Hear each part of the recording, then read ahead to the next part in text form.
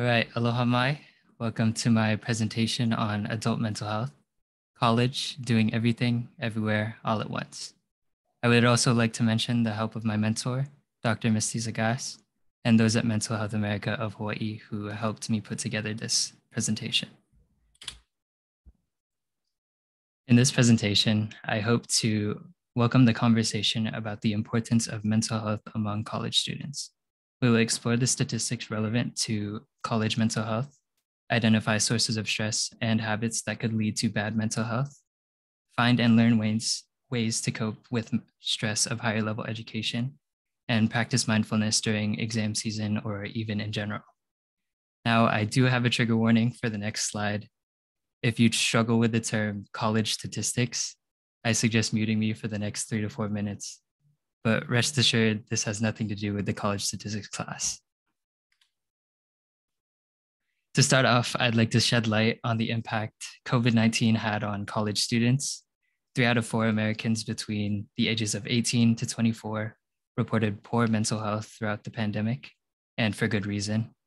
Come lockdown, college students had to say goodbye to their college life, friends, and in some extreme cases, even their education.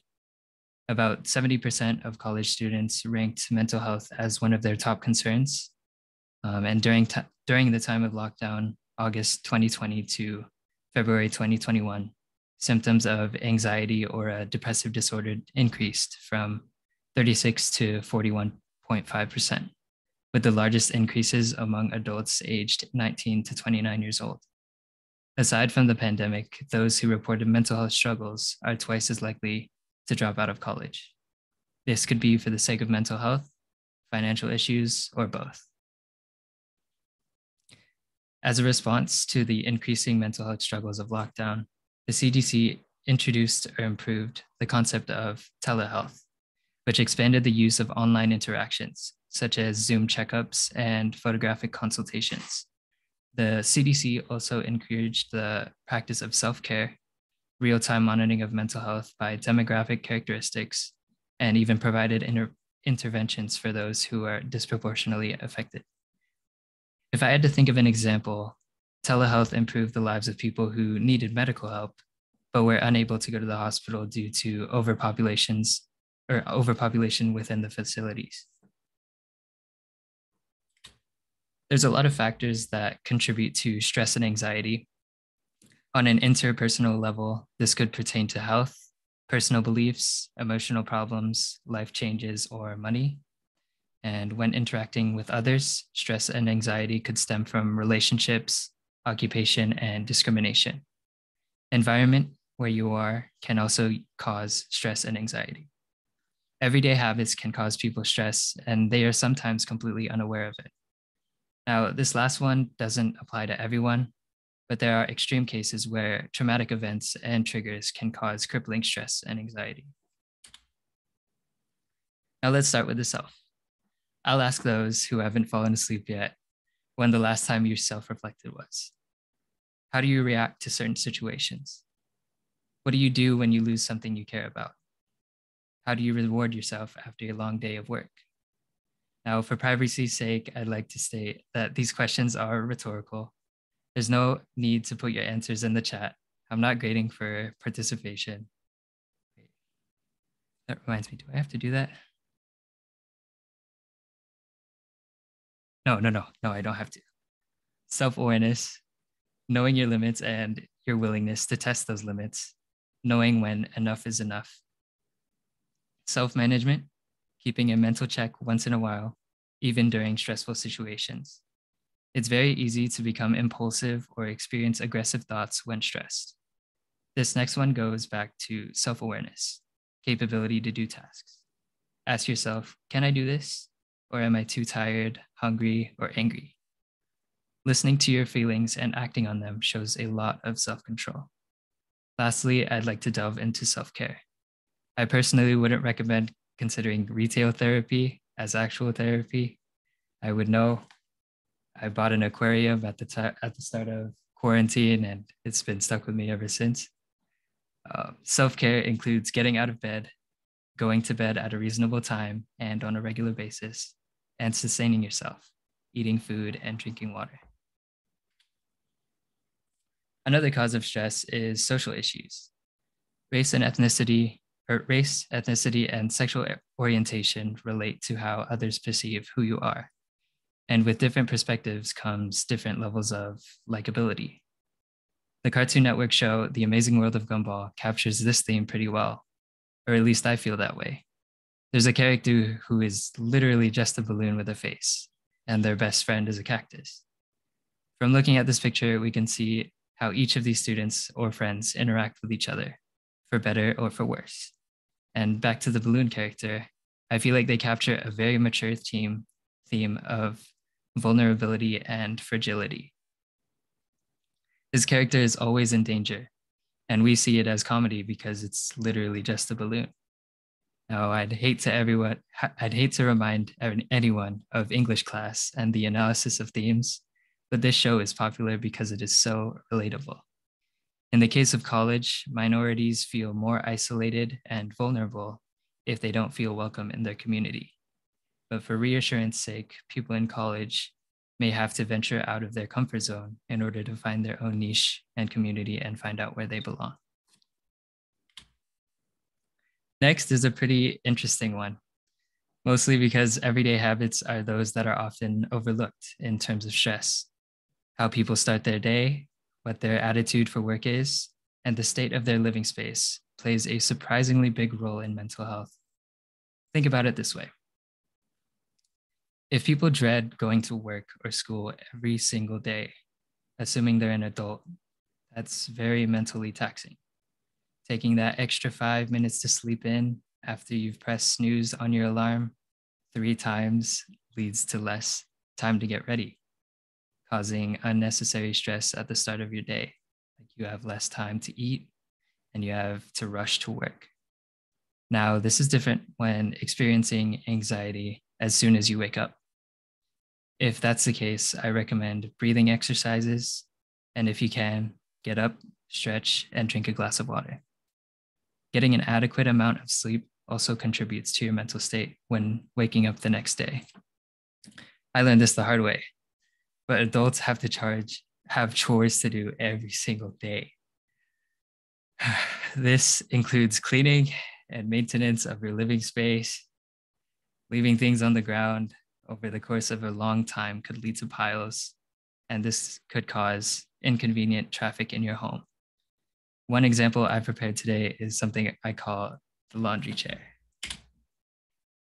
This is the laundry chair. Now, this one on the screen isn't mine personally.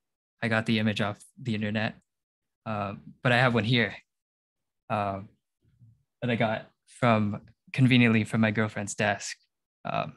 She's at work right now, so she lent me it. But do you see how this could get in the way of things? Like you're ready to work on your desk, but there's a pile of clothes where you sit. Now, trust me, I get it. Work just pow. You're tired. Take off your shoe, take off your socks, plop onto bed and sleep for 2 hours. I've been there. But what about the next time you want to use your desk? It's not very welcoming to have a pile of clothes in your workspace. This doesn't even have to apply to a chair. It could be that pile of clothes next to your bed, that unempty dishwasher that you haven't emptied in a couple of days. The point I'm trying to get across is that your everyday habits add up over a long period of time, and practicing healthy habits could prevent stress in the long run. Traumatic events. I volunteered at the Institute of Violence and Trauma Summit in late March, representing Mental Health America of Hawaii. And I learned a lot about how traumatic events are potentially career ending. One speaker at the summit that stood out to me was Michelle Thompson from Florida State University. And her topic was titled Increased Resilience, Intervention and Prevention of Complex PTSD from Childhood Trauma. Now, I admit this was the only presentation I actually sat in and listened to. I was a volunteer runner, going back and forth, making the whole summit run smoothly and making sure everyone got to where they needed to be. But luckily at this time, I was given the freedom to sit in on some lectures for free. Um, Dr. Thompson covered some pretty dark yet intriguing topics. She deals with children who have experienced extreme trauma, which is a very overlooked minority. I don't want to go too into detail, but there is a child she worked with that froze up every day at 11 o'clock in the morning because that's the time when the traumatic event happened to them. They would freeze up and stare blankly at the clock because that was the only thing they had control of at the time of the incident. Now, although it is very unlikely that traumatic events happen to everyone, the fact of the matter is that it can happen to someone. And recovery from PTSD is very difficult and takes a lot of time and professional help. When it comes to stressful situations, mental stability is your best friend to ensure that you handle your tasks in a very timely manner. Going back to the laundry chair, we can think of having a laundry chair or a pile of laundry in your head. Intrusive thoughts add up, and they could become traffic in your thought process, causing you to get distracted or lose motivation. Ask yourself about your day, or better yet, ask a friend or a loved one about their day and engage in conversation. Finish the day on a positive note. One phrase I like to say as I'm getting ready for bed at night is, at the end of the day, it's the end of the day. I take it as no matter what happened that day, it's over. That could be a good or a bad thing, depending on what happened that day, but I'll wake up the next day and continue to go on about my life. Another one I like to live by is another day, another dollar. But since this is an unpaid internship, that doesn't really apply. Unless my supervisors are watching this presentation. Now we'll talk about it later. To get back on track, I just like to say that mental stability and mental positivity isn't easy, but it isn't impossible.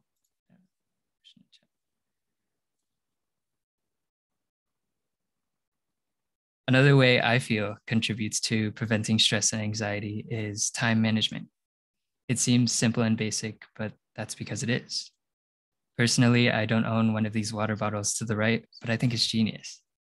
Like you could put this thing next to a clock or your computer.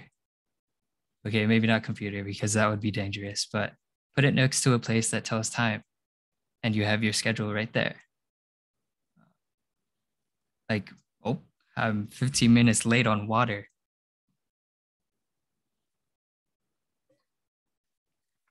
There you go. Now, if you're bad at time management, that's okay. That's something to work on. I'd like to say I'm pretty good at that, but my supervisor just private messaged me in the chat saying that I'm gonna go overtime at the rate I'm going through this. Oh, so I'll start hurry up. Have a plan for your day, whether it's stressful or not, to ensure you get everything you want done. Start easy. The schedule doesn't have to be down to the minute. I'd be impressed if it was. But if we were hanging out and an alarm went off on your phone titled lunchtime, I'd look at you in a different way. And this schedule doesn't have to be even about your day. If you have a sudden burst of energy or motivation, plan out your next couple of hours.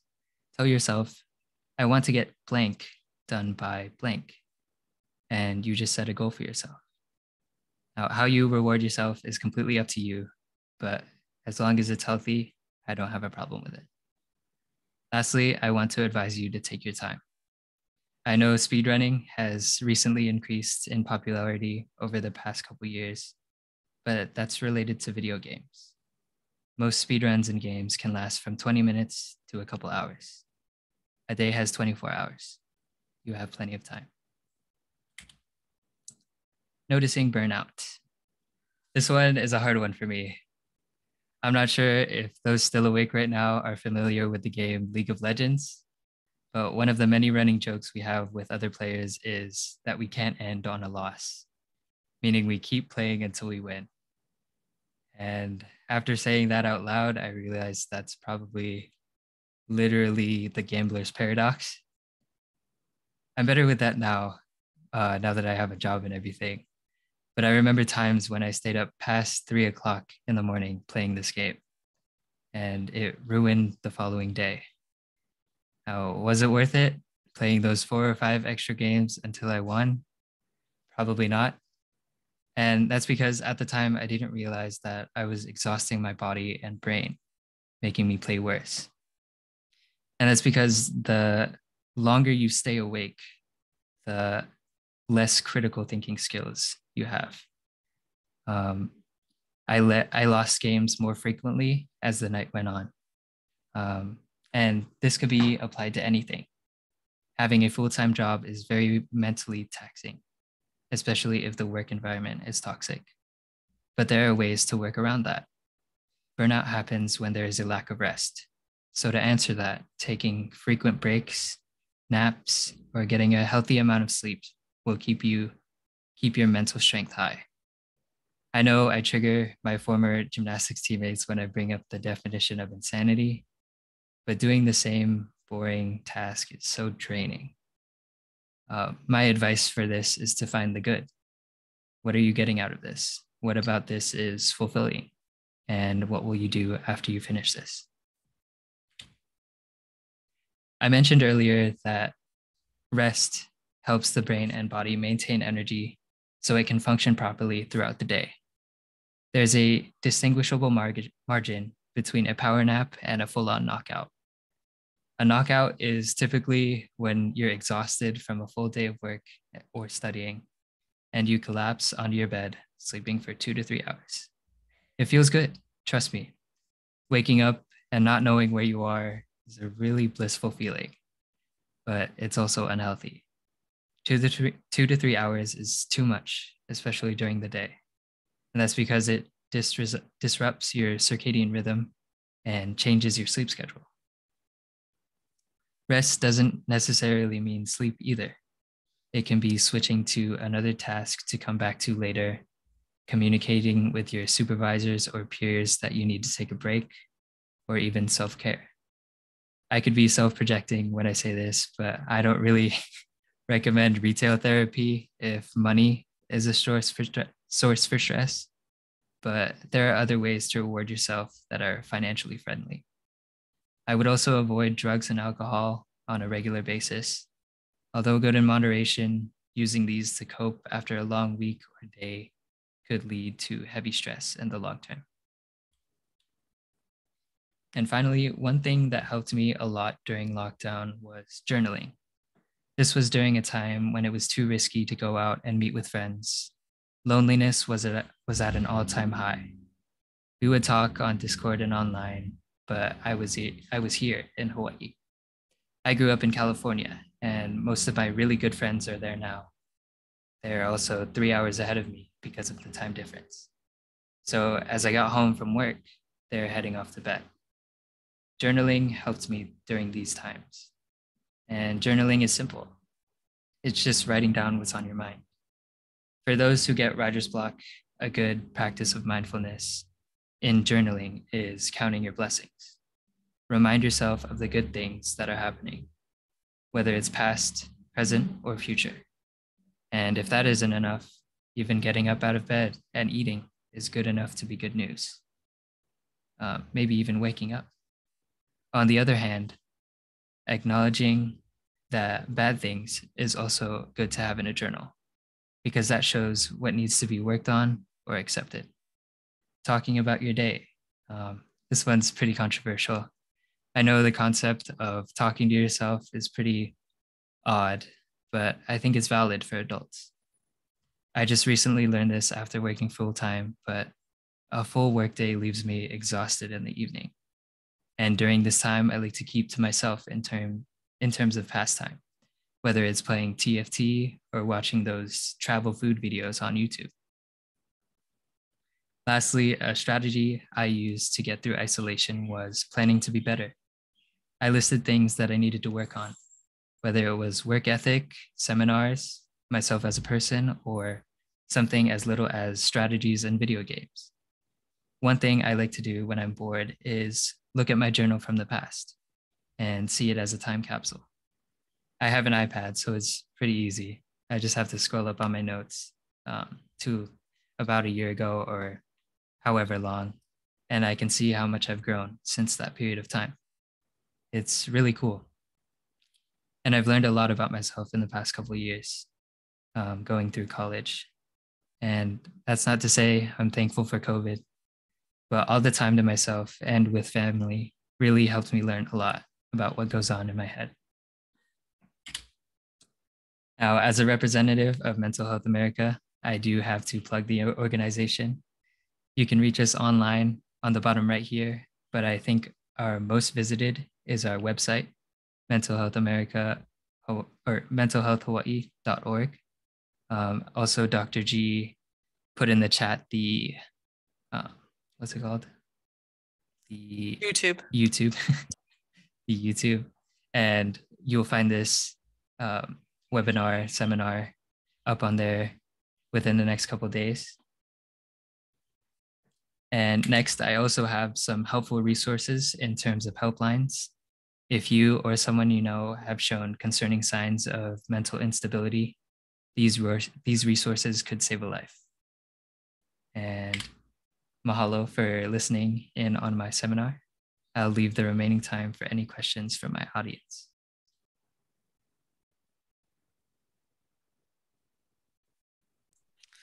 Excellent job, Nicholas. Thank you for so many helpful tips. I really felt called out with the quarantine aquarium. I also acquired one as well. You did a fantastic job, of course. Thank you so much for sharing. I always think it's really helpful when we're talking about the different topics to be able to have members of that population come and do the presentations and speak about their own experiences and the difficulties and some of the tips that's been helpful to them. We absolutely will be making this presentation available through YouTube. Also, we'll be PDFing the slides and including that within your email after you have attended today. So we'll be getting that out probably midweek next week. We'll also include a crisis research sheet that will include all the numbers that Nicholas pointed out as being helpful. I will also drop in our general email so that if you do have any questions past today that you can email us at info@mentalhealthhawaii.org. And I think my takeaway from the presentation today, which I always love, is kind of like a bit of radical acceptance, is at the end of the day, it's the end of the day. I always love that one. And best of all, it's Friday. So how appropriate. We do have a few minutes left for questions if anyone has any regarding today's training or anything that we talked about or any future trainings. Please feel free to drop those into the chat now. If those come up later, feel free to email us at info@mentalhealthhawaii.org. This new webinar will be available as we move forward for requests, so please feel free to reach out. I'm checking the questions. Someone said that the chat is disabled, so if you drop those questions into the Q&A, we will also answer them. And we did get one, so it was, how long did it take to set up your aquarium, Nicholas? It's actually a third monitor. And I just put a YouTube aquarium 4K, coral relief with water sound, 10 hours for meditation relaxation. The window glare kind of messed it up, but I tried to make it look as real as possible. I wish I had opted for that. That's fine. It's fine. Any other questions for Nicholas or regarding college mental health? Please feel free again to drop those into the chat. I do want to say thank you to everyone who came today. I know that it was kind of like end of the day and everyone's kind of transitioning to go home or finishing up their work day. So that when you do get the recording of the training, please feel free to share those with anyone who was interested in attending but wasn't able to do that. We are going to be offering this again in the end of August. We're going to have another one of our college students coming in to share some of their personal tips and kind of tricks for self-care. And we will be posting that in our Facebook and then on our website. So if you're looking for those classes, please feel free to find us at mentalhealthhawaii.org. We do list our classes there and on our Facebook page. We've got some comments about, I don't know if you're looking at them, Nicholas, about thank you for doing this. I know you're working almost 50 hours a week, and that's admirable. You were still able to design this. I'm very proud. Yes, I mirror that. We are very blessed and very thankful to be able to have students who work with our organizations. They teach us a lot about different things that are going on and give us a lot of information about their own experiences. I feel like I'm just like the tad bit cooler for having all of them work with us, but definitely profoundly impacted in my own learning process by all of you. I don't think we have any more questions or comments. So again, mahalo, Nicholas, for joining us today and sharing that information. If anyone else wants to get in touch with us, please feel free to reach out at info@mentalhealthhawaii.org. And with all things, have a great weekend. And at the end of the day, it's Friday.